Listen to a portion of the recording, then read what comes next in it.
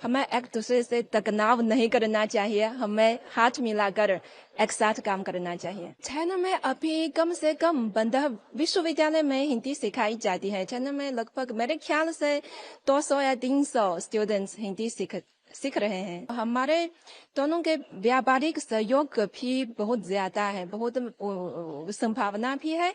जैसे कई साल पहले चीन और भारत के व्यापार तो शायद हर साल लगभग $100 अरब डॉलर रहा है। नमस्ते, मेरा हिंदी नाम अंजलि है और चाइनीज नाम जांग xiao।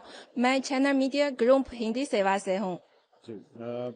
जिस तरीके से हिंदी सेवा की आपने बात करी अभी, हिंदी कितनी पॉपुलर हो रही है चाइना में, उसके बारे में थोड़ा अगर बताएं। हाँ, चाइना में अभी कम से कम 15 विश्वविद्यालय में हिंदी सिखाई जाती है। चाइना में लगभग मेरे ख्याल से 200 या 300 स्टूडेंट्स हिंदी सीख रहे हैं। अभी प्रेसिडेंट शी और प्राइम मिनिस्टर मोदी, प्रधानमंत्री मोदी की मुलाकात हुई। मुलाकात हुई।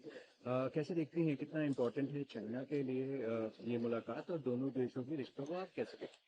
मेरे ख्याल से तो चीन भारत, क्योंकि हम पड़ोसी देश हैं और हम तो दुनिया के प्रमुख विकासशील देश और तो बड़ी अर्थव्यवस्थाएं भी है, तो हमारे दोनों के व्यापारिक सहयोग भी बहुत ज्यादा है, बहुत संभावना भी है।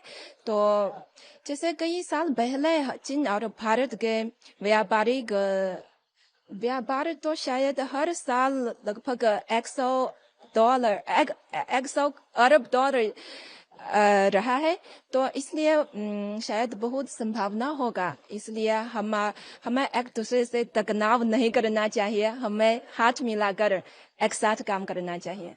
आगे के रिश्ते आप कैसे देखते हैं, कि क्या ऐसे पहलू हैं या सेक्टर्स हैं जिसपे दोनों देश कोलैबोरेट कर सकते हैं आपके?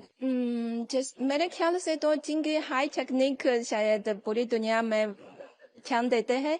शायद बाद में इसके बारे में भी ज्यादा सहयोग कर सकते हैं। आखिरी प्रश्न मेरा होगा, एससीओ तियानजिन में हो रहा है, चाइना के लिए कितना महत्वपूर्ण है, और क्या चाइना इससे एम करने की कोशिश करेगा?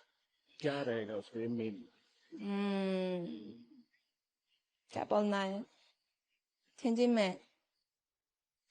हाँ, एससीओ तो चीन और भारत के संबंधों को आदान प्रदान के लिए मजबूत करने के लिए एक बहुत अच्छा मंच प्रदान करता है। और तियानजिन एक बहुत चीन में एक बहुत महत्वपूर्ण शहर है। बहुत यहाँ चीन के शायद प्रसिद्ध बंदरगाह शहर भी है। तो शायद यहाँ भारत से पता, मुझे अभी नहीं पता कि यहाँ शिप है या नहीं। अगर है तो शायद बाद में यातायात की समस्या भी नहीं होगा।